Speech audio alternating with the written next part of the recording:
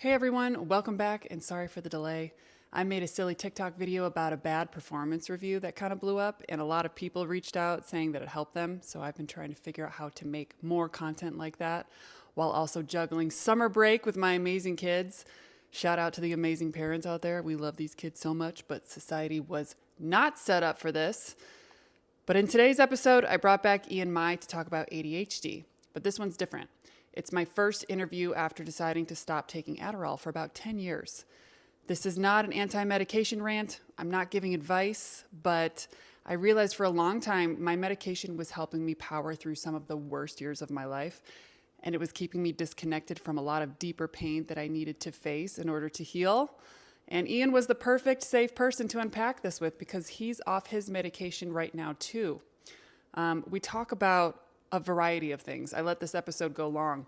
We talk about trauma, addiction, anger, parenting, building a values-based life, emotional regulation, and relationships that change. So it's a longer episode, but it's a banger. So if one part doesn't apply, something else will, I promise. So let's get into it. Thanks for listening. Sorry for the break. I'm back. We're going to get into a more regular cadence. Lots of content about toxic relationships in work and personal life have been hitting on my social. I'm trying to figure out the best way to give you more of it more regularly. And thanks for listening. Send me a message on LinkedIn or TikTok or Instagram at Corporate Christy, and I would love to talk to you. Okay, here we go with Ian. Bye. How are you? Doing good, thank you. I'm I'm in it right now. Summer with about to turn 5-year-old and a 1-year-old. You have 2 girls, right? I do, yeah. Which being a girl dad is awesome. Allows me to wear more pink than what any man should ever be comfortable wearing. But That's I love what it. a good girl dad does, though. Exactly. Like, you let them put the clips in your hair. You let them, dress you up like a fairy princess. Yeah. Well, and that's the funny part is that, I had the tutu already. So I have to pretend like that's the reason why I have it. But yeah, absolutely. I am the king of the fairy princesses. That's great. Good for you. And you're running your own business at the same time, doing the whole entrepreneur thing. Tell us about, really quick before we get in, tell us about what you do. Yeah, so I am an ADHD and self-mastery coach. I actually kind of fell into the ADHD space sort of roundedly. That I initially started with all things impulse control, which was internet addiction, phone addictions, struggling with porn addiction even, binge eating, all of the things that you can imagine, impulsive spending. But when you say, hey, I'm an impulse control coach, people's eyes kind of glaze over and they're like, what the hell does that mean? We all struggle with that. Everything you just rattled off, the shopping, the, dopamine of just being on your phone scrolling. There's so many different types of ways to be hooked onto something in this modern life. This weird modern life that we're living. Absolutely. Modernity makes it so easy for us to have readily available dopamine, super accessible, pretty easy to come after.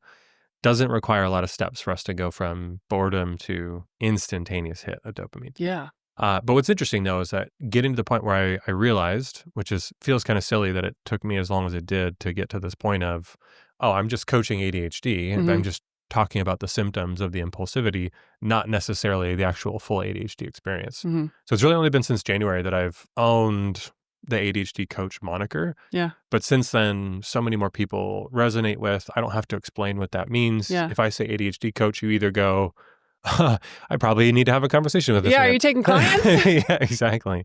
So it's helped a significant deal of immediately be able to know who I help and how I help them. Mm-hmm. And it's usually pretty clear.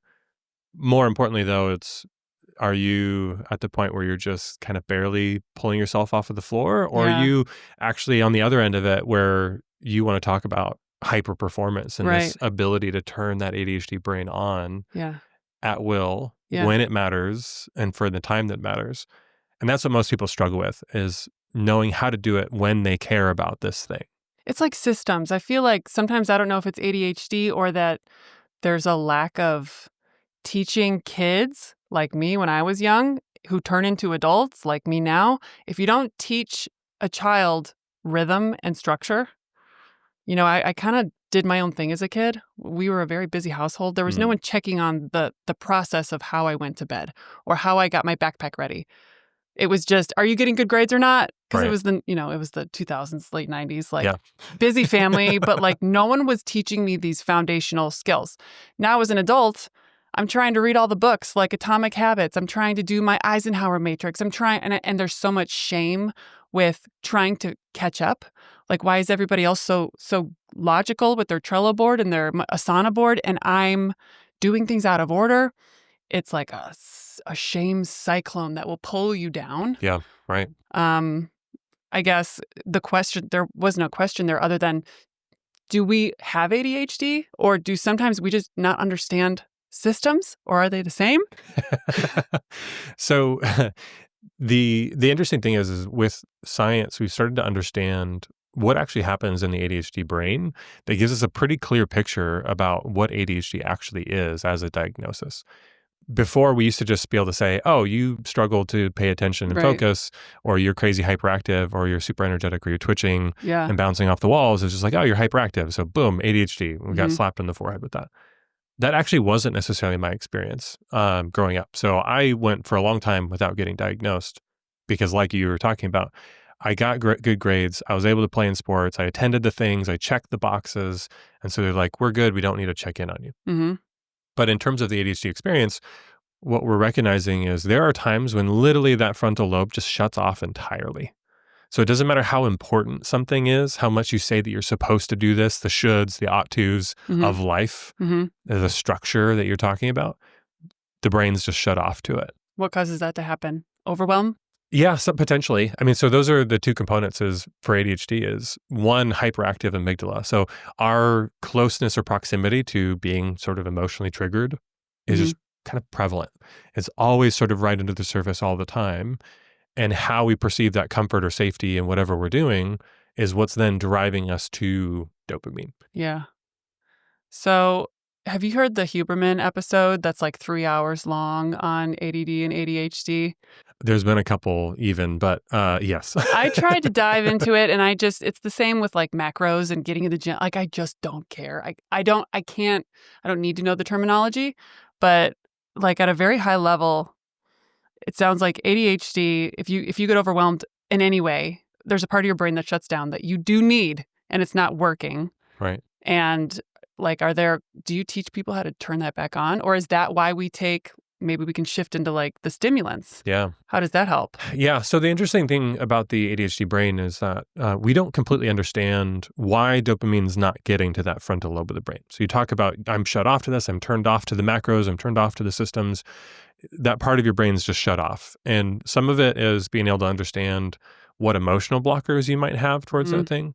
Yeah. Why is this structure such a turnoff for you? Yeah. Why do you feel it so viscerally, the discomfort of these systems? Could we get into like mother wounds and father wounds? Every Are we wound that like you could talk rejection? about. Okay, people, all of it. listen to me. I know this is a corporate lifestyle podcast. This is why I shifted the show to just Corporate Christy.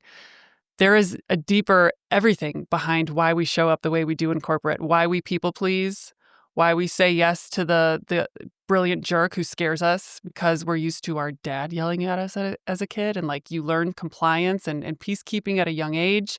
You learned to regulate other people's emotions to regulate yours, which is weird. So I have like so many books that have helped me understand that better. Like, I'll list them out. I'll put them in the YouTube video. I'll just make them all pop up right now. But I think it's really important for people to learn really deep down what's the rejection, abandonment wound really coming from. Yeah. But I didn't do that. I didn't know that was something to look into. So I got onto Adderall when I was like in my early 20s. And I just got off. And holy shit, we will bleep that part out. It's your show. I feel like I'm coming back into who I actually was. I was not myself the last 10 years. Yeah. And it helped me a lot.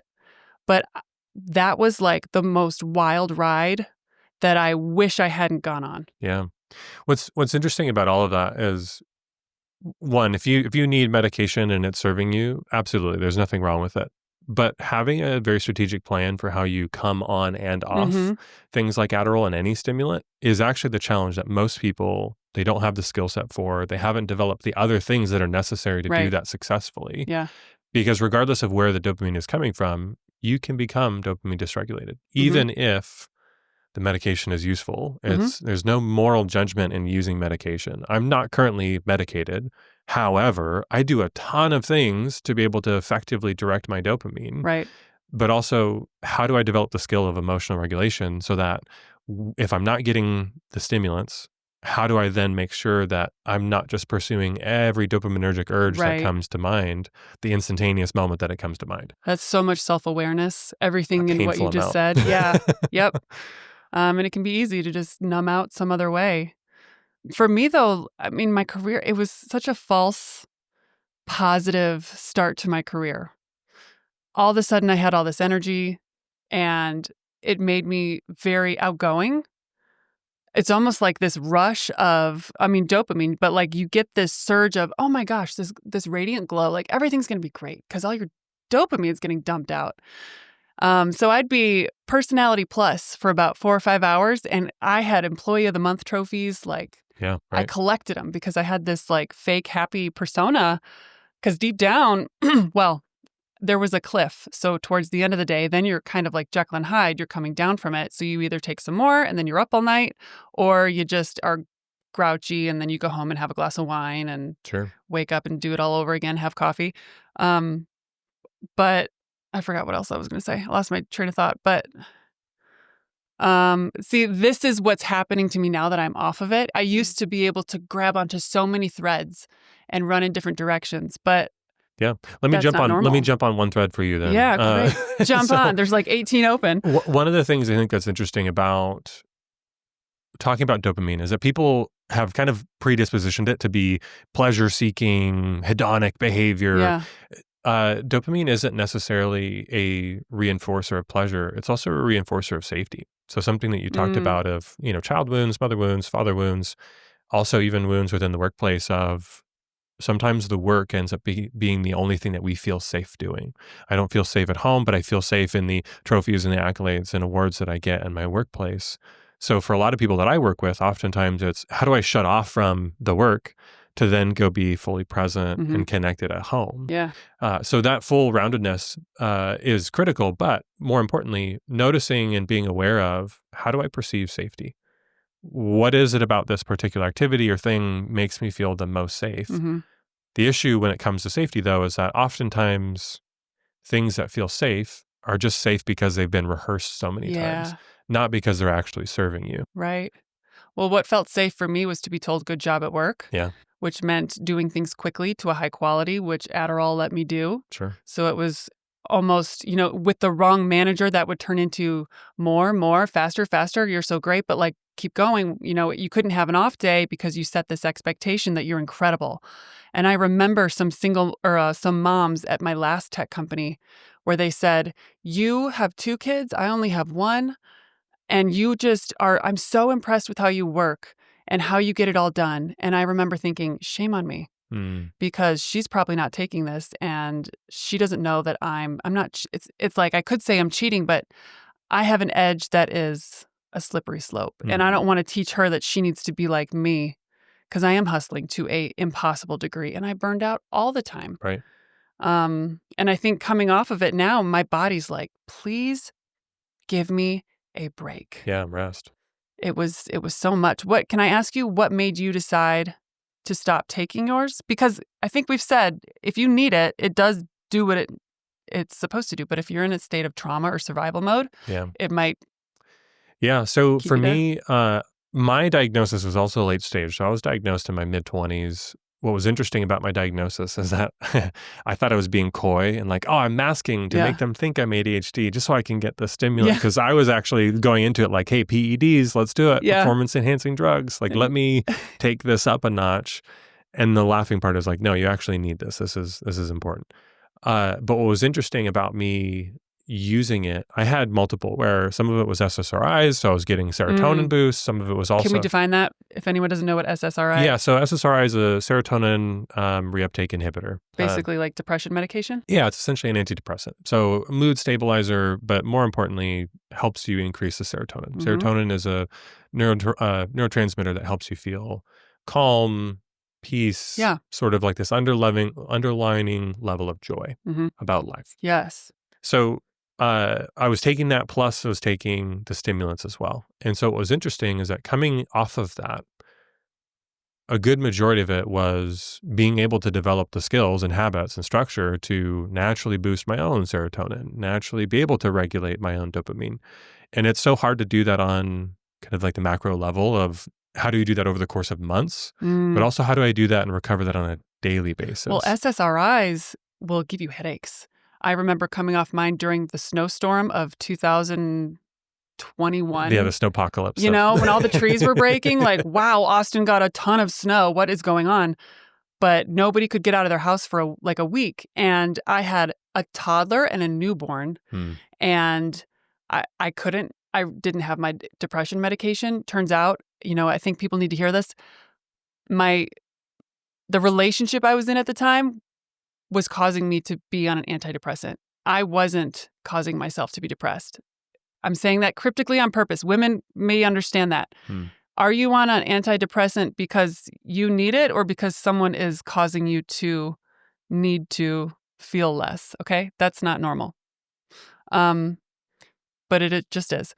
So I'm getting these lightning headaches and I don't know if I had my Adderall or not, but I was probably did, and just thank God for it, because all these things we're doing to tweak our body chemistry to just survive this modern life, yeah, right. I think is how I'm going to round this part out, is like, I realized at that time I'm taking pills to help with other pills, and like, thank God for the snowstorm because I got off of it. Yeah. That time of deep rest, right, is something that we don't necessarily know how to do when we're only celebrating hyper performance, being on top of the mountain. And if you have kids, when do you rest? Yeah, you don't. And that's, even coming into this, talking about my experience this last week, daughter has an earache, another daughter's teething, and, she's in a growth spurt. So she's also hungry at 4:00 in the morning. There was a couple nights this week that I was up every 2 hours having to take care of one or the other child. But what's interesting about being able to regulate on a daily basis. No, every day you're not going to be able to get the best rest. Parenthood. Great. No, nobody's surprised by that.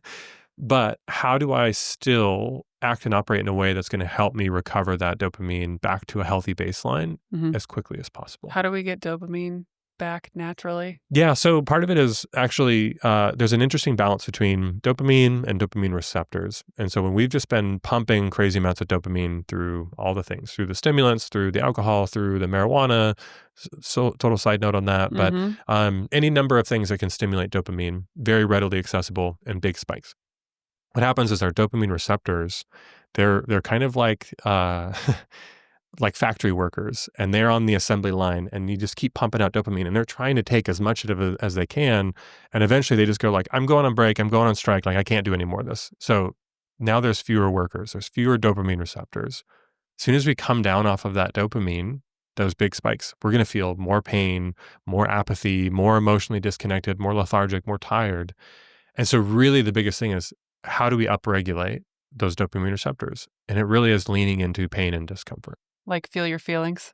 Feeling your feelings, exercising, doing things that are actually kind of controlled near-death experiences. And that's why exercise has become a critical component for every highly successful ADHD person out there. Listen, people, I spent like 10 years hustling and not going to the gym. And I regret it, because I was just telling you, I feel like I slip a disc every time I move, because I've been sitting at a desk for 10 years. And I do feel so much better, even on my worst days, when I can go to the gym. Yeah. You don't not have time to take care of your body. Well, and I think that's the part of people, we can all appreciate and understand the nature of a 401k for retirement, but your body's retirement is important. So there's future casting, right? Yeah. It's important. Hey, 90-year-old me celebrates every time he's able to have healthy sexual intimacy at 90 years old. I'm in charge of that. At 36 years old, I am going to help him manifest that. That was a very specific example. Very specific. But that's because that motivates me, right? So like that's the part that I have to visualize of, and I'm not visualizing a 9-year-old and get laid, but the nature of like knowing what values I hold that I want to perpetuate. Yeah. That helps me with the long-term vision. But in the near term for ADHD, what actually happens when you exercise, your body releases noradrenaline and sustained dopamine. Yeah. So you're stimulating it yourself. You start to look better when you just start going for walks. It changes the way your body fits into your clothes. Add to it if you start lifting or doing something like Pilates. It feels good to look good. You have more self-confidence when you just feel better about yourself. There's so much about it that I think what's interesting is that, I used to be a professional bodybuilder. After navigating my addictions, like I went completely the other direction, got up to 265 pounds, was overweight, off all the medications, and I was just using food then to cope and to get my dopamine. When I started to come back to recognizing the utility of exercise, that it was like, now it's a non-negotiable. I'm down 60 pounds from that heaviest point that I've ever been at. But the bigger component of the coaching that I do, it's like, I don't want to be a fitness coach. While at the same time, the best way to regulate ADHD is diet, exercise, and sleep. Right. It has to exist. It has to be part of your routine. You've lived like many lifetimes, bodybuilder, struggling with weight. Now you're a coach.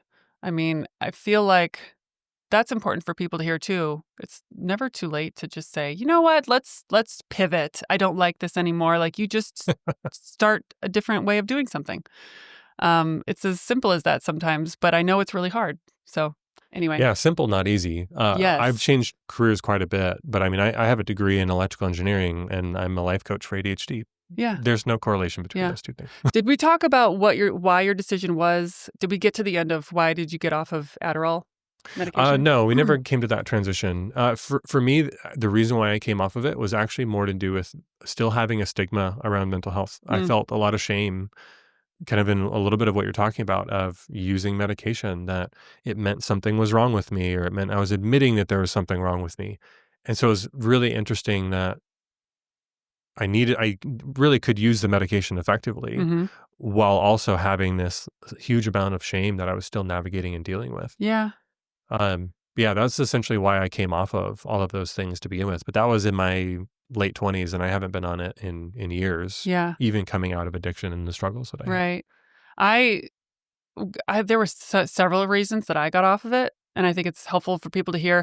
This episode's not about shaming Adderall. I know it is serving a lot of people well. I think the one thing I really want to make clear is make sure you're not using it to survive a toxic person or situation, or like for me, it was surviving parenthood, early parenthood. I was exhausted. I was a working mom. But if you're in situations where maybe your partner is not pulling their weight, like Adderall's going to get you through it, but it's that other thing still eventually probably should be addressed. Yeah, this is the part that I care a lot about in the work that I do is if you think treating your ADHD means medicating, then you're going to be woefully underprepared when the medication has to ebb, right? And that's the part that most people who have had ADHD for a long time and have been medicating, they haven't built up those skills. Every human being needs to have emotional regulation skills. For ADHD brain, though, it's hyper necessary. Yeah. To the nth degree. Breathwork has changed the game for me. One of the coping techniques you taught me over the course of a few weeks. Yeah. That's one component of it, of how quickly can I get from noticing that I'm on the brink of spiraling and catastrophizing and ruminating and doing all the things to holding my breath like you taught me. Yeah. When people hear breath work, I think a lot of people, there's a stigma around breath work. You woo-woo hippies with your rain sticks and your, crystals. But like, actually, if you really think about it, you're changing the chemistry of your body in a way that it needs. And I can attest to the fact that it works. Not everybody has panic attacks every day, but I, for a while, and still sometimes am having panic attacks with all the change happening in my life. And breath work helps me to stay here and stay in my body and feel my feelings and learn to trust myself that I can pull myself out. Yeah, even that language of learning to trust myself, because that's a part of when you're really struggling with impulsivity around ADHD. One of the beliefs that can really weigh on you is I can't trust myself because of all these impulsive things that I do. But that point of being able to recognize, hey, I can trust myself because I've practiced this skill. So when it matters the most, when I'm the most likely to spiral and have a legitimate panic attack, I can notice it and more quickly have practiced the skill of regulating, calming my body and getting back in the saddle is the wording that I often use. These are those points, though, when it's like, this is critical to get right when you're really struggling. What's interesting, though, you do enough of it and you develop these skills over enough time, you can start to see how you can unlock that hyper focus of the ADHD brain to actually like lean into the things that you do want to do, Mm-hmm. the things that do excite you, that do energize you. So you're not just, hey, I'm just surviving. I'm just doing my best over here, Mm-hmm. right? Celebrate that. If Mm-hmm. you're in that place right now, absolutely celebrate the fact that this is a season where you just need to develop some base functional skills. Because if you don't, you're still going to have to do it in the future. It's like a compounding problem. Yeah. You're just kicking burnout down the road. And great, maybe there's a time when you can sit with the burnout, but it's not serving you. And that No. burnout will only last longer, have bigger ramifications, more people who are depending on you to Mm-hmm. show up. And if you're single parent, or if you and your spouse don't have a big support system around you, those burnouts, there's a lot more people relying on you Mm-hmm. to navigate and develop those habits. Yeah, yeah. There was a shortage there for a while too, and there was consistency issues with the medication. Did you see that in the news? I know you weren't taking I'm it, not a but news person. good. Me neither. It helps me balance my Me temper. neither. And I feel I do have decent mental health in that regard. But there was a quality issue too for a while for me. When Pingboard was being acquired, I was taking my medication, but people were on Reddit talking about it. It was a big problem. Like, is your stuff working? Why are the pills half full? So I was having performance issues early at this company who acquired Pingboard, where I was the podcast lady, and they did not like me because I could barely string together a sentence. Yeah. And I remember thinking, I can't rely on this. I also started gagging when I was taking the pill every day, and I have no problem taking pills. It was like my body was rejecting the idea that I needed. I was like, I've taken this pill forever. Why is it making me feel nauseous for a second? I think my soul was like, please stop drugging me. Sure. You're fine. You need to do less. You need systems. You're brilliant, woman. Yeah. You don't need this. And so I stopped and I texted you. I sent you a LinkedIn message on the trail. I don't even know what I said to you other than do you want to come on the show? I got to talk about how, like, what the hell was this last 10 years where I was on this medication? Well, what I love about your story too is a lot of people resonate with that. A lot of people got to the point where they even abuse their Adderall. They won't take it because, hey, if one pill feels good, then 2 and 3 must feel amazing. Oh, God. And honestly, that was something that I even struggled with, where it'd be like, oh, I need crazy hyper focus today in the work that I'm doing. And so, yeah, it was no problem in kind of overusing, not overdosing, but overusing the medication. Mm-hmm. What I think is really important for people to come to terms with is you can, over a long enough time horizon, absolutely regulate a good amount of things.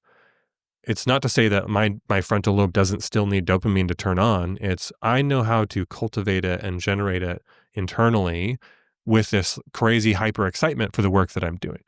Right. And that's the part for most people in their jobs, in their work, and even in their home life. They're just like, I don't know how to turn my brain on to this thing that's in front of me. But also, don't you think it's because we don't want to do the thing that's in front of us? Most likely, because for me, it's like pursuing other interests. Like, I love my wig videos.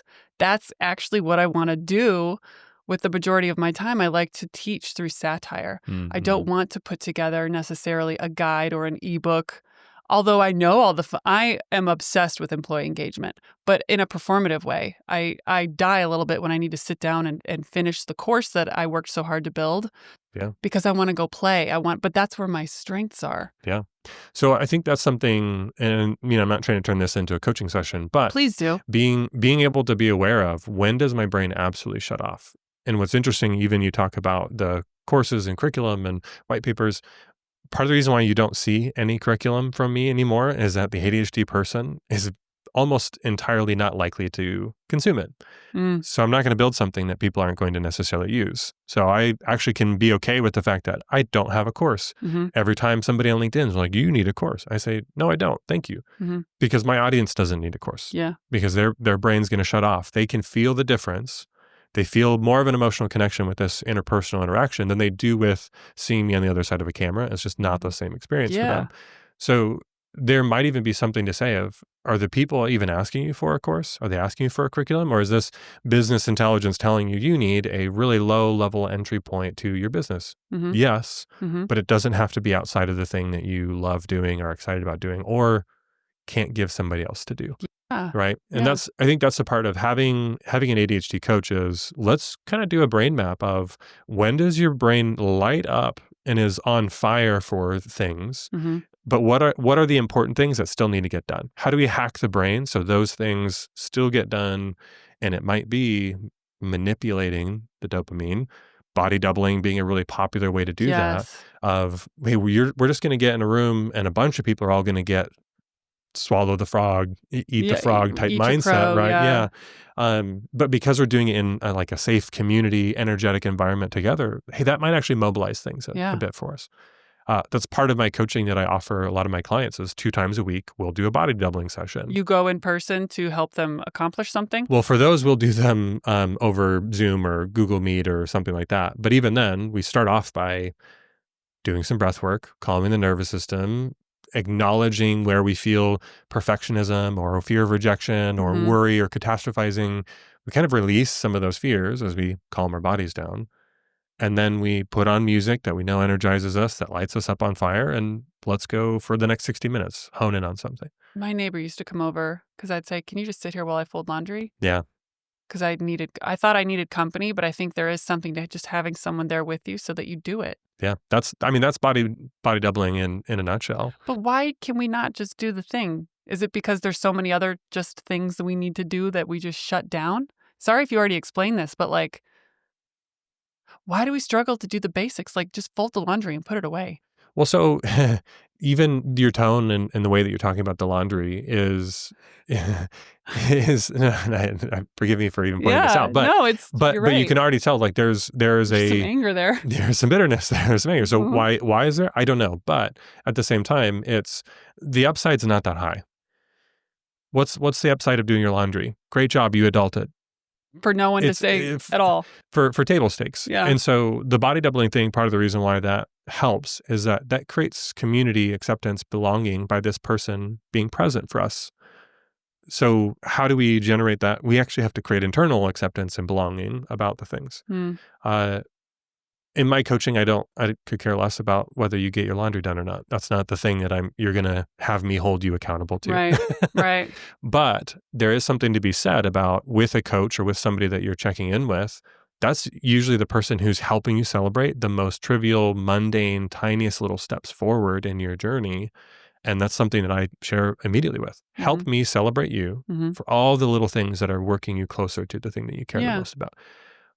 I don't think being a better house mom is the thing that's going to light your brain on fire. No, there's a ton of resentment there Yeah, already. exactly. Sure. But I know it's important and I love to do it to You love that it gets provide done. for my kids. But Sure. Well, and the energy that you associate with it. I mean, this is something I did for myself with the dishes.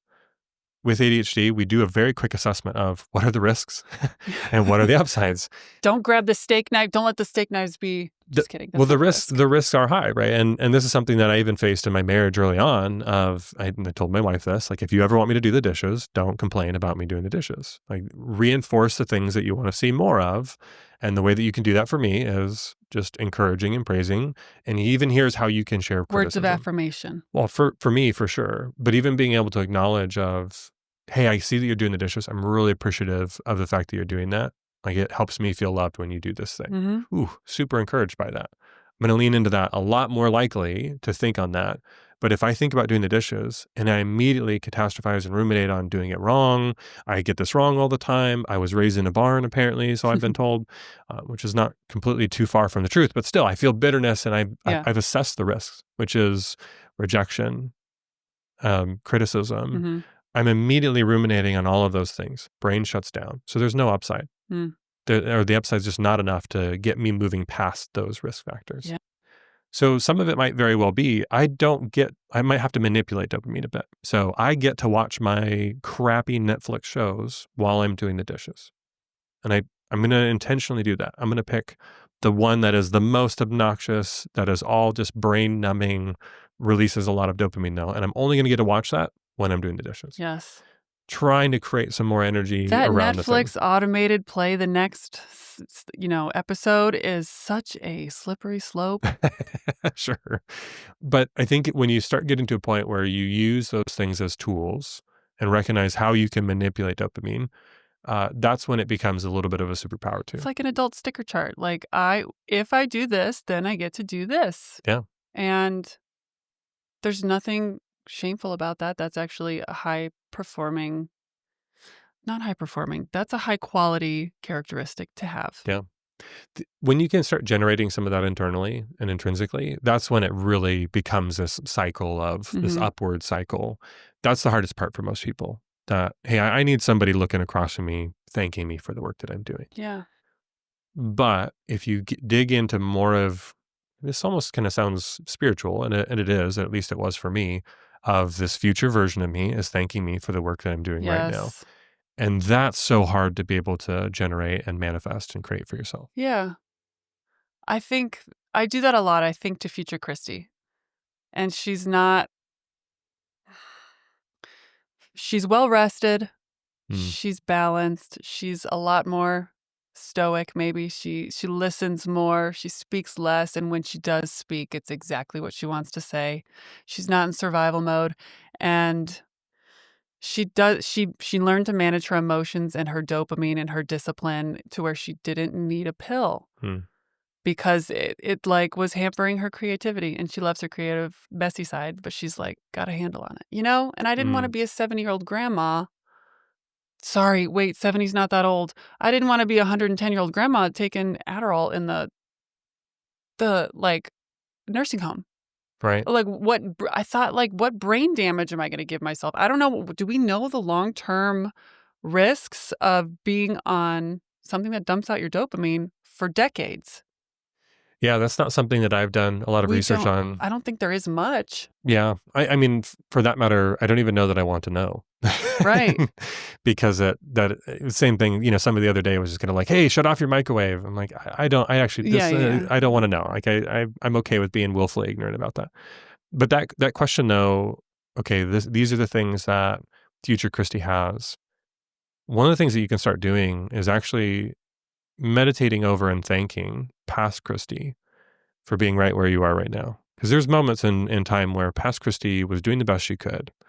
And like having some gratitude and being able to have gratitude for that version of you, thanking them.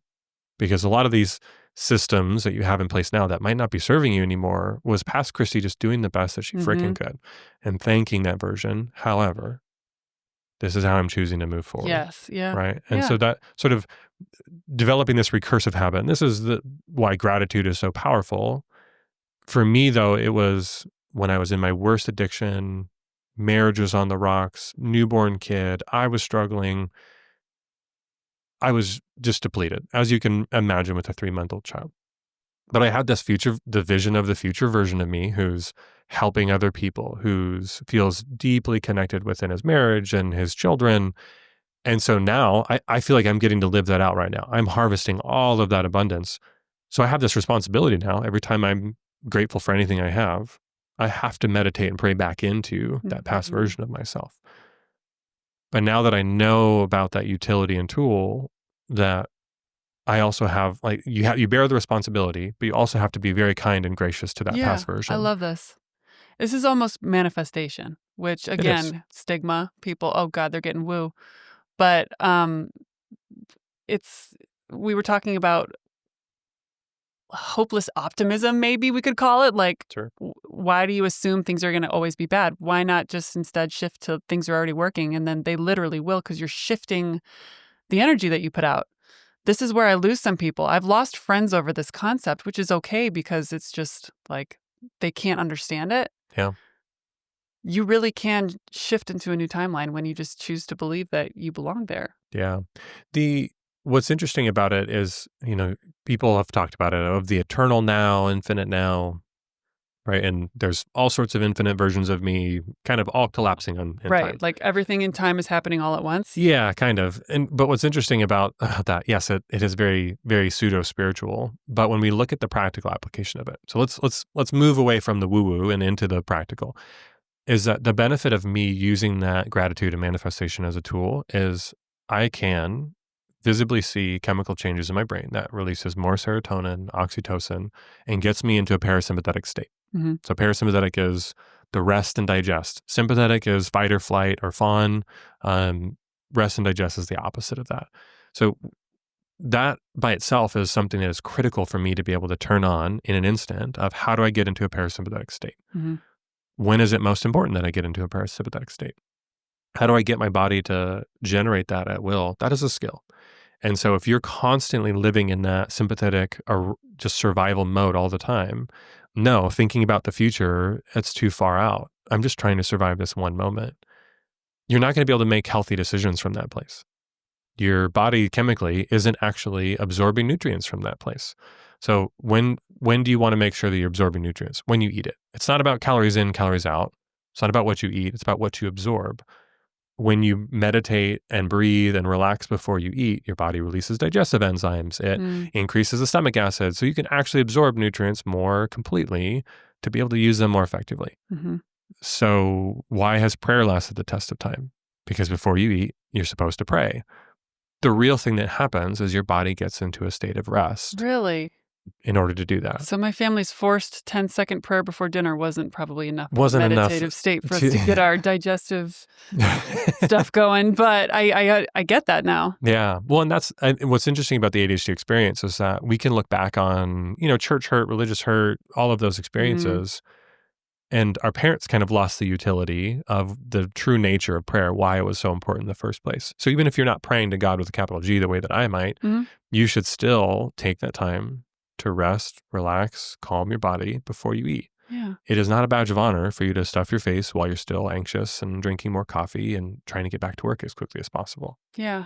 You might as well just not eat at that point. Right. Which, for most people with ADHD, women in particular, somehow celebrate of, intermittent fasting is supposed to be the best thing for me to do. So great, I'm only going to eat one meal. Control. I was that woman. I still struggle with that. Intermittent fasting turned into, I didn't eat all day. And why can't I think, and why am I blacking out and falling over? Yeah. It can turn into like a subconscious, I need to control something. Right. And I'm too scared to get overweight. I'm already divorced. Everyone's paying attention. People I don't like. Earlier in my more hurt version of me in my divorce, really wanted to make sure I still looked lean so that people weren't judging. They would think like, oh, she's thriving. But inside I was, still deeply healing and wounded and having control issues with my food. I think that's one interesting thing. And I just had a conversation with another person off LinkedIn, Kylie Hauk, about her experience with binge eating and now as a coach where she helps other people navigate eating disorders and creating healthier relationships with food, is the fact that it is a high correlation with food disorders and ADHD. And what's interesting is that for more women, if you've had a food disorder in some time, the likelihood that you have ADHD is extremely high. Mm-hmm. The problem with ADHD medication, so back to the Ritalin conversation, is that you don't necessarily feel hungry when you're on Ritalin. So when your stimulants are high, when your dopamine's already maxed out, the drive to actually eat food isn't necessarily very high. So you're like, oh, I don't have to eat. My body's not signaling that I need to eat.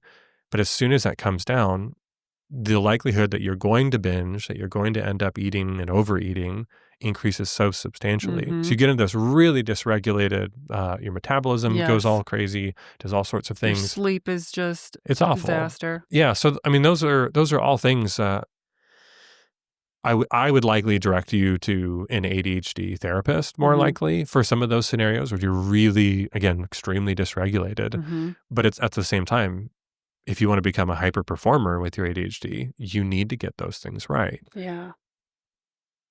And again, I feel like I fall into the exercise trap all the time, but these are the things that people often start people in conversation with me because they see the photos, they see the flexing photos, they see the fitness photos.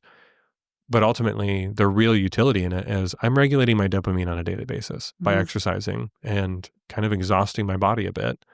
But my body is releasing noradrenaline and dopamine by doing that. And it's not just releasing it, it's how sustained that dopamine is. That's the bigger issue that people with dopamine have is big spikes and big plateaus. And it's in the plateau that shit gets weird for us, right? Like that's when things start to be uncomfortable. And it's what we do in the plateau that actually causes us the most problems. Yeah. The Ritalin just makes it to where we don't really plateau because it's just redlining us the entire time. But it makes that plateau, that depth, even further down, even more dysregulated, even more uncomfortable. Yeah. And so when we start looking at activities and practices and habits that normalize our dopamine a little bit more, but also gives us some skills to know how do we navigate the plateau or when our dopamine's well below baseline. Yeah, yeah. I think like the most important thing for people to hear is if you're on one of these medications, there's nothing wrong with you. But are you having the conversations with yourself to like identify core wounds? What is this? Are you masking other problems? Is this getting you through something that you're going to have to go do the work on later? You know, since getting divorced, I've done some really helpful exercises to help me make decisions. I found my values. Mm. I've used it to make decisions on who has access to me. Um, I ask myself on my walks every day, what went well? What did not go well? Let's hold space for what did not go well so we don't keep it in our subconscious and shame spiral. Yeah. Um, the just finding my own tools and tactics to have dialogue with myself and check in is really what led me to like, I don't think I need this. I think I've been traumatized like most people have in Mm. life, and I really need to go heal certain parts of me. Yeah. What's interesting about ADHD is that part of the consistency for most people with ADHD is that there is some amount of big T, little t trauma that oftentimes causes the amygdala to grow differently than the neurotypical brain. What's big T, little t? Big trauma versus little trauma. It's tough that anytime you talk about trauma, even using the word trauma can be triggering to people because Yeah. it's like, well, I didn't necessarily have that much trauma. And because you want to diminish your own personal experience and maybe my upbringing wasn't that bad. Yeah, dad That's might have I'm like, been. ooh, we're about to get into it when someone says that. Or if they say, I don't remember my childhood, I'm like, really? Yeah. Oh God. Yeah. Sit down. Let's talk. Right. Or maybe encourage them to seek somebody that is more healthy for them to connect with because I might not be the right person. And that's totally valid. The interesting thing about navigating the whole big T, little t trauma is creating some awareness of, again, safety, of your perception of safety when your brain turns off. Oftentimes, apathy, I feel like for adults, usually happens in a scenario in which you've turned off the ability to have a particular emotion that didn't feel safe for you at some point in your life. And that wasn't even something that I noticed for myself. When my wife was out of town, I was on daddy duty. My daughter woke me up at 3 and then 4 and then 5. And I was just completely shut off to her as she's waking me up. And I'm having those thought spirals of like, I don't have time for this. I need to get rest because I'm going to be on daddy duty all day long. And I just complete apathy. Like as paternal as I am, as I know myself to be, I notice my brain just shutting off emotionally. But thankfully, because you talked about even values of my values as being a family man was, hey, despite the fact that my brain has this apathy, I'm still going to show up for her in the moment in the way that I say that I care about. Yes. What's interesting about that is noticing in my own childhood of moments when I would be up in the middle of the night, when I was struggling, when I wasn't able to sleep, how much empathy was I given as a kid? And is that being reflected in how I'm showing up as an adult? Did your parents show up? There were times that they didn't. And unfortunately, the times that they did, my brain doesn't do as good a job of remembering those, right? I'm remembering the valleys way more, those causing me much more wounds than the times when they did. Because there's more than a few times where they absolutely showed up. But the times in which they didn't, those are things I still hadn't processed yet. Yeah. And so whether, again, I say big T, little t, is that like those can still be just unprocessed emotional experiences. And that's what I would consider a little t. And we all have those. And how much time do you have? Because this is like such an amazing conversation. I'm going to keep this part in too. But like we're at 11:20. You good still? Yeah. Okay. Good stuff. 11? Didn't you say you have to leave at noon? Yeah. Have you seen? So let me back up. There's a book called The Body Keeps the Score. Mm-hmm.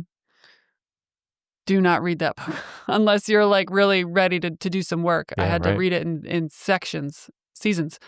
Have you seen the concept of releasing trauma through this leg shaking? You hold a bridge and you like collapse your knees just so, and your legs start vibrating.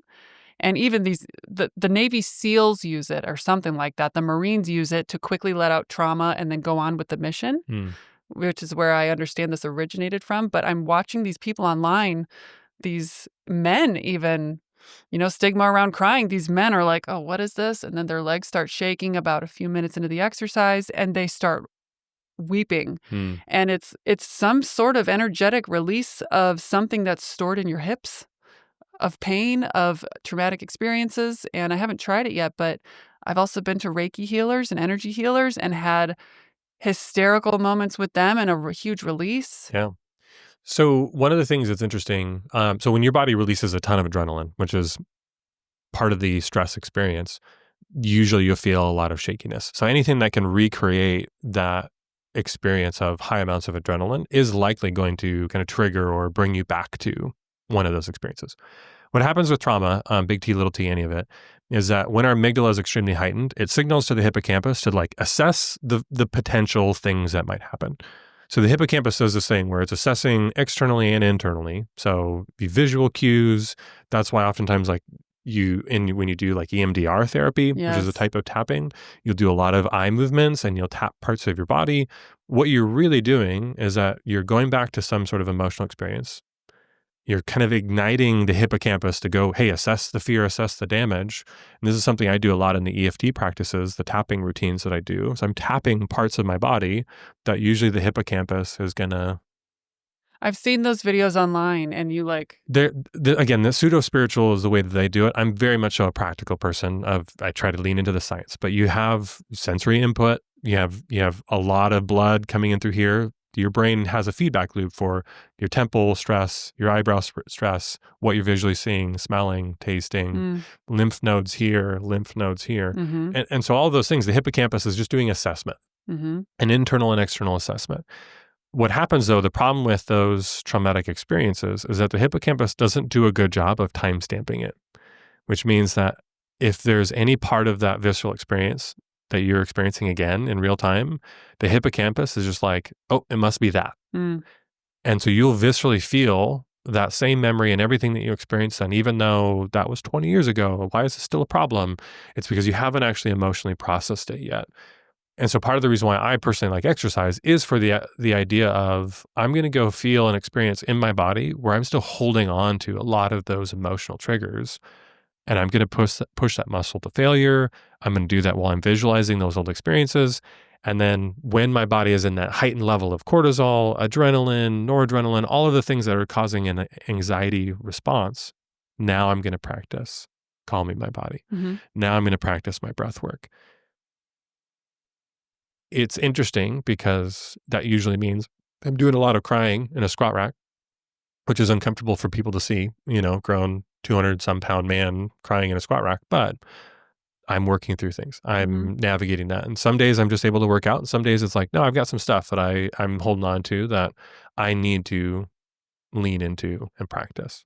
Your story is very transformational and inspiring because I wish more men could cry because women can't cry when the men can't cry. And it's then the kids can't cry when the mom can't cry, when the dad can't cry. And that's the generational trauma of not having a male I've never heard it leader. put that way. But that by itself, I think 100% agree. We're in Texas, so we're kind of surrounded by the oorah manly men. But what's interesting that I've noticed is that for the men that I've worked with, there actually is some amount of, we need to have this mutual shared suffering first, and then absolutely do start to open up and cry. And so when I'm doing in-person work and we're training and we're exercising, and I've done a lot of like community group fitness work, as soon as we're done working out and we've all had this sort of shared bond of 60 minutes of training together, the interest in being able to communicate and share more vulnerably increases substantially. See, women, we are able to be friendly, intimate, very easily, very quickly. It's almost like a fawn. I'm good. Are you good? Yeah. You're good? Okay, cool. How's your day? You're not doing great? Tell me about it. With men, you all have to build a lot more trust or like some kind of psychological bond, like a workout. Well, and it's shared suffering in the workout, right? And so that's kind of like the wartime bunker experience that, us in our modernity. I'm not in war. I'm not a warrior. I'm not a soldier. I'm not on the battlefield. So I don't have that bonding experience in that way, but I have the ability to recreate that in a lot of other avenues. But to your point though, about the emotions not being safe, it's interesting with men when I talk with them, they're like, oh, I'm not really an emotional person. Okay. Well, either one, it's because you have a ton of apathy that's showing up. Again, emotional experiences that have not been allowed to exist. Or for that matter, you're not acknowledging that the one big emotion that comes out is the anger. And so oftentimes with people who are unregulated in their ADHD, people, men in particular, it's usually anger that's the only emotion that arises, and it's impulsive and it's not healthy. It's not regulated. Scary It's for scary. everyone. Yeah. And so like that's something for me of, hey, let's talk about the anger. Let's lean into that. In fact, let's recreate it. So I'll lean into some breath practices that, you and I did some box breathing to Mm-hmm. calm the nervous system. I would do the opposite where we're going to breathe in and out, 1 second in, 1 second out, and we're going to almost hyperventilate, and we're going to pace, and we're going to clench our fists, and we're going to squeeze down really tight, and we're going to recreate this visceral response of visualizing and picturing some sort of emotional angering trigger, and then give language to what is the emotion that I'm feeling? Mm. What is the nature of it? Have Where you is it coming seen from? the feelings wheel? Yes. Oh my gosh, that's been a really helpful tool for me too. It's like, why am I so upset? Oh, I feel embarrassed. Mm, Sometimes getting that specific, or I feel rejected, or I feel dismissed. Getting a little bit more specific into what is the emotion, not just I'm yeah. pissed off. Well, and I think that's the interesting thing about anger is that anger is often a protection mechanism. So it's actually like a secondary emotion that arises. So for me, I always noticed I would be have the biggest angry outburst if I felt belittled or demeaned or made to feel small in some way, not necessarily emasculated, but somewhat. And so those would be moments when, okay, the anger is what's showing up, but the anger is trying to protect the one who's feeling embarrassed, the one who's Mm, being told he's ignorant or dumb or stupid or whatever. And that's the anger is trying to protect that version. But I still need to acknowledge those underlying emotions and sit with those in order to minimize the angry outbursts. mm, One of the things that's interesting when it comes to couples work with ADHD is when you start developing the ability to emotionally regulate, the first part is naming your emotion first before it becomes an outburst. mm.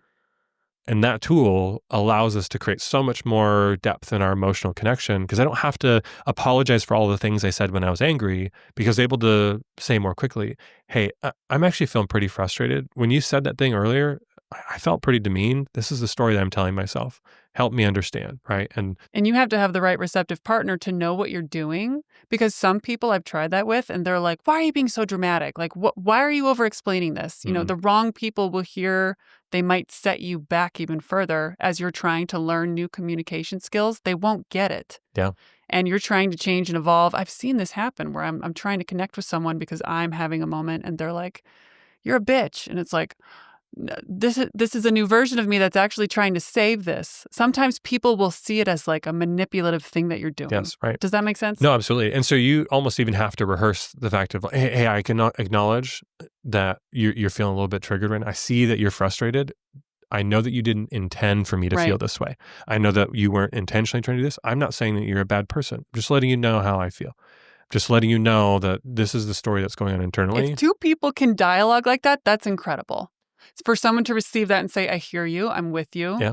Let's talk about it. Well, that was the practice that my wife and I had to go through. Her overcoming betrayal trauma with the nature of my addictions and us being able to come back to a place was, if I'm sharing my feelings, the original story that she would tell herself is that I'm telling her she's a bad person because I felt this thing. And now I'm saying, you're bad, you're dumb, you're a bitch for saying this thing. It's like, no. I'm responsible for being triggered. I'm responsible for the way I'm responding to the trigger. Being able to help her say, I'm just sharing this so then you can understand me better, not to hurt you. Right. I'm not intending for you to feel pissed off or hurt or wounded by me sharing this. Brene Brown says clear is kind. So when you are clear with what is happening, you can have a better conversation. But that agreed upon language, though, is the hardest part. Yeah. So, Especially between a man and a woman. and with that interpersonal conversation of, my wife has the greatest potential to heal me and my mother wounds and me, her father wounds, the greatest potential, but also the greatest potential for triggers and continuing to reinforce all of those whole things. Yeah. Yeah. So that's the beauty of relationships, but it is also the thing that causes us the most problems of how do I make sure that I assume the best in the person sitting across from me? Yeah. The only way I can do that is by having the best intentions. Yeah. And that's the part that we don't get right all the time. You hurt me, so therefore I'm going to hurt you back. Yeah. And impulse, rage Hurt people. Yeah. Yeah.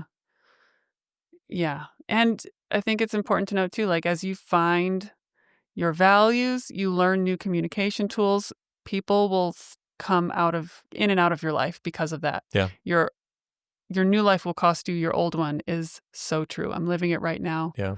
I'm in a little bit of a squeeze of I've had to release so many relationships that were darvoing or controlling or manipulative, not psychologically safe whatsoever.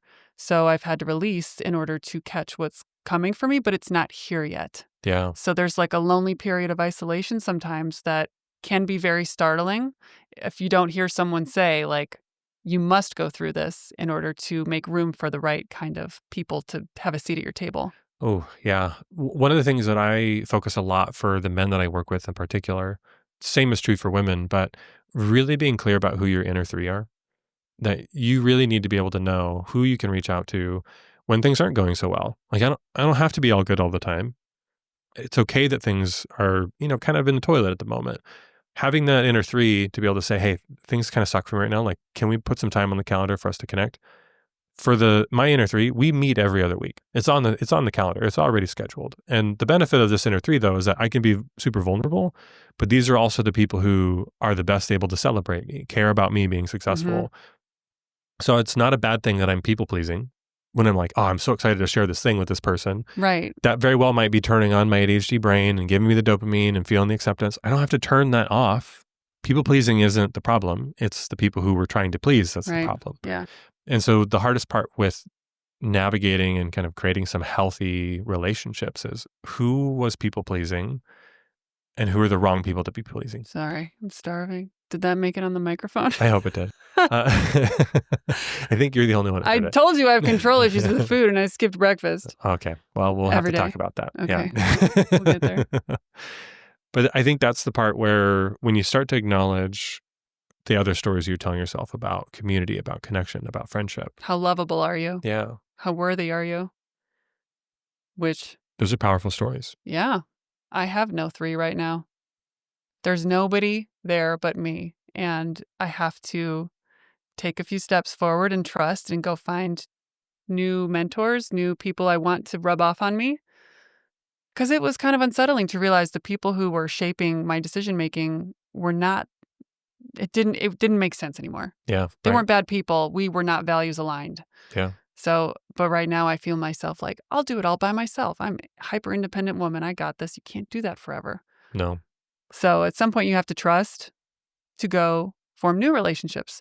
I love that this episode's all over the place, but this is like there's so many pieces and parts of talking about the way that we work and why it may be broken or ADHD. There's so many other facets to it. Yeah. I think the people in the audience who aren't ADHD, they're all going to resonate with this. They're like, well, maybe I'm ADHD. That's not what we're saying. To get this right, though, for the ADHD brain is just all the more critical because of how quickly our brains can shut down and shut off. For a neurotypical and you can spend brain, your whole life that way. Oh, absolutely. Your whole life. And people do. Mm-hmm. And that is the part where when they finally do get burned out, it's because they've been climbing a hill that is to please somebody else. They don't know what their own values are. They don't know why things are important to them. They literally look at the whole world and the whole life that they've built, and they're saying, I didn't build any of this for myself. And so none of it I can genuinely love and appreciate and cherish. So now I all of a sudden have to burn it all down in order to recreate something worthwhile. That's a terrifying experience. That is an unraveling that honestly sucks. You're kind of going through some of it right now. I did it. I had to. I was like, I'm not the main character of my movie. What happens if I go left instead of right? And I did, and it's a messy mess, but so was staying. Yeah. Like I felt like I was gonna never hit my full potential. And now at least I'm like at the driver's seat again instead of letting other people drive my car. Yeah. It wasn't fair. Well, and I think that's the part too of acknowledging you've talked about the messy middle, but really being clear about why is the messy middle actually beautiful. Yeah. Actually not only important, but critical. And the thing that you're going to cherish the most 5 years from now is how you just stood in the messy middle, resilient and strong and confident. And to your point of surrounded yourself with people who knew how to celebrate you, surrounded yourself with people who knew how to be present with you, even when shit wasn't going well. Mm-hmm. Those are the things that, like, there's a future version of you who's celebrating all of that.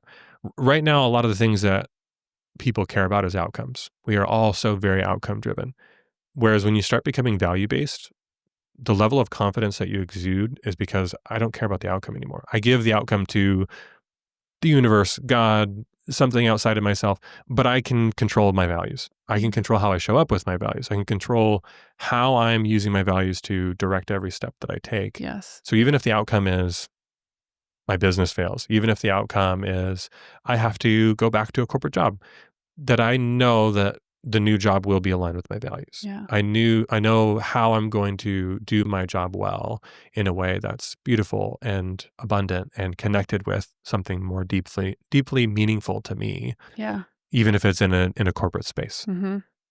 Knowing that has actually allowed me more room, more space, more mobility to do things that excite me, that turn my brain on, that allow me just to be in this moment, doing exactly what I'm doing right now. It's all an exercise, really, in self-love. Yeah. Can you let go of what other people think enough to choose yourself and trust that that's the best way to lead the most authentic life, to be on your highest timeline, to hit your potential that you know is in there? Can you bet on yourself? Yeah. Your power to be willingly misunderstood is, I think, what we all see in the highest performers in the world right now. That willingness to be misunderstood absolutely is a superpower. I don't have to make sense to every person I come into contact with. Mm-hmm. Some people will absolutely get it, and some people won't. Some people will presume any number of things about me based on appearances, based on whatever camo thing that I'm wearing, the workouts, the exercise. That's okay. I'm okay Yeah. with that. Yeah. But And in the meantime, we still show up in the right ways for the right people, doing the most meaningful stuff we can. your growth will make other people uncomfortable.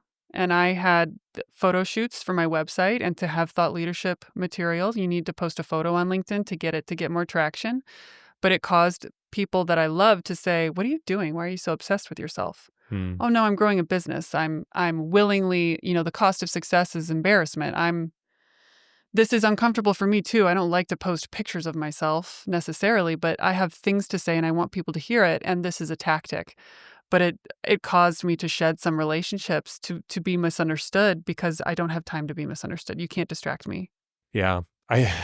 What's funny is that I have not had somebody to my face be like, "What is wrong with you?" about my posts on LinkedIn. Mm-hmm. What's funny though is that I had a friend of mine send me a photo of a text thread of, old acquaintances talking smack about me.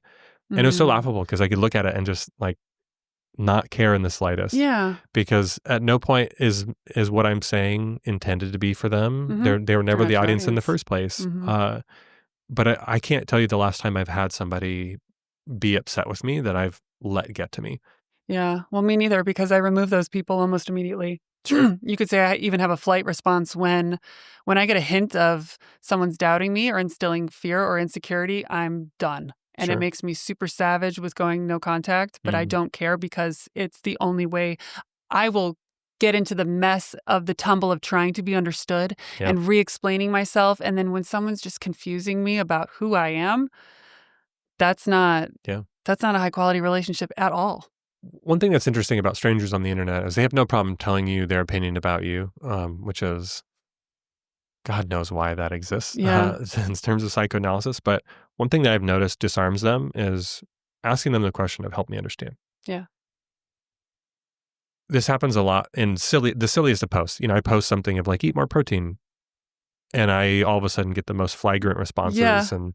And what's interesting of being able to ask people, "Hey, help me understand, where's this coming from?" "Oh, you're going to ruin your knees if I show an exercise video." Help me understand, right? And what's interesting is that there's opportunity for people to share more about where they're struggling, because this says more about them than it does you, It's almost like they're trying to get attention. potentially. But so give it to them. Yeah. If it's important to you, which it doesn't have to be. But for me personally, it's actually a good exercise for me to connect more deeply with somebody who kind of loathes me a little bit. Yeah. So that like angry vegetarian person who's mad about the chicken breasts that I post photos of, hey, help me understand. Yeah. What is it about this that bothers you so much? Yeah. Versus being able to say, "Oh, you're that asshole and I'm this asshole and therefore we have to fight." Right. No, help me understand. And I oftentimes get messages later on being like, "Hey, that was probably the most interesting conversation I've had in a bit." Or, "I've been crippled for the better part of the last 20 years because I exercised like this in my 20s. And now I've been in so much pain that all I can do is lament anybody who's young and still able to exercise and move their body this way." Are we still considered young at 36? With the way that I exercise, absolutely. Shoot, I'm old. Yeah, we'll talk more about the exercise routine that you're going to start doing soon. But to be fair, I've torn many ACLs. Okay, we got some Yeah. major knee issues. oh, well, you're a basketball player. That kind of comes with the territory. The benefit that I have is being 6 foot and just T-Rex. Yeah. But I think that's the part where I see all of those as opportunities to connect deeply with people. And yeah, some people, it's like if you're coming in trying to personally attack me, like, no, I'm not going to give energy to that because I don't have energy for it. Mine was more real relationships of people slipping in comments and just paying attention to that. Yeah. Strangers are like spam accounts. Like on LinkedIn, I don't really get dunked on. It's pretty rare. But also, I think a lot of people don't care about employee engagement because they don't get it still about how it affects every part of a business. Sure. But yeah, people don't really say stuff to your face necessarily. The way we're sitting right now, it's so easy to hide behind a screen and be like, this is stupid, and then just ghost the whole thread. Yeah, sure. But if you're not, Joe Rogan says this too, he doesn't look at negative comments. He doesn't look at comments of anything. Like he just posts what he wants to say and he moves on. He misses the intelligence, or maybe someone else goes and does the intelligence breakdown of who said what, He meant how the was data. this received. Yeah, collecting the data on it. But he doesn't have to, right? The metrics that he's pulling from, he has a bigger data set and a wider audience. So you're going to invite people's negativity no matter what. Like, people are not positive. Yeah, totally. We're not designed to be positive. We're designed to see where all of the fear, danger, and worry potentially comes from and develop habits to be survival mode. Yeah. So no, we weren't designed to be super optimistic, positive type people. And every time we try to be, our brain reminds us of all the ways that we've messed up and failed and not done well in the past. And it's really an attempt, our brain, to keep us safe. So one of the biggest skills that you can have is notice the story and even thank your brain for reminding you of like, hey, thanks brain. You're trying to keep me safe. I appreciate that. However, these are the values. However, this isn't serving me anymore. Yeah. Or the thing that kept you safe in the past is no longer serving you. That repeated thought has turned into an identity statement that served to keep you safe at some point in your life. And now that it's not serving you, thank your brain for what it did to help save you. But now we're moving forward. Now we're choosing this. And that turns into confidence. Like that's what people really want. They want to feel confident. They want to feel like they can orate about themselves or about the things they care about. But they're so struggling in that confidence, when confidence really is just this pure driven alignment with values that the outcome doesn't matter. This podcast might completely fail if nobody watches it or just a few people watch it and they're like, well, Ian looks like a total asshole, so I'm not tuning into this, right? Who knows? But that's not the thing that is driving me right now. I'm very driven by the conversation we're having. Well, and I know that's not going to happen because your episode's like the second most listened to episode. So I think I've told you in the past either not to shared it share. out a lot, or like we really nailed it the last time. But on that episode, I was having a morning. I was spiraling before we started, and you were like, "Do you still want to do this?" I'll link out to the other episode that Ian's already been on the show. But I was like, "Yeah," and because it's you, of course we're going to do this. And you kind of helped me get through it enough to have an interview with you. But to anyone out there who spirals, like, it's okay. And find your people and be gentle with yourself, because the only way out is through. Yeah. There's times to power through and there's times to really stop and let things settle. Yeah. But learning what to power through on, though, is I think where most people struggle. Is that like I would love to work hard at something, but I'm just spinning my wheels. So I'm working hard but going nowhere. Yeah. And I think that's where coaching matters. That's where therapy matters. That's where finding somebody who has been where you've been, knows how to get you out of it, and is just a little bit further ahead than you. Maybe they're a mentor, but that I think is the part where you can turn decades of struggle into potentially days of struggle. That this person knows exactly what I'm going through and knows exactly what to say, what processes to enact, what systems do I need to put in place. Yeah. That is going to have the biggest turnaround for me in the shortest amount of time. Yeah. Are you taking new clients right now? I am, yeah. So I typically take on 3 new one-on-one clients a month, which is about as much as I want to obsess about an individual for any given amount of time. That helps me with my own ADHD experience. If I have too many clients, I struggle, I get overwhelmed. I feel there's too many people, too many things to structure and plan around. but 3 new one-on-one clients a month is about what I've been currently taking on. Okay. If people want to reach out to you to work with you or learn more, where should they go? Yeah, either to my LinkedIn or ianmai.co. Sweet. Thanks for coming on. I thought you made swag. I thought you were going to show up in the tank top you had made up. I work from home, and so the opportunity to look and appear well-dressed and wear an outfit was I too get sparkly it. for me. So Sometimes we just need to get dressed up and put on a collar and get out of the house. next time we'll do a rock and we'll be rocking the swag. Great. Fantastic. Well, thanks for coming on again. Thank you. This was a great conversation. Bye, everybody.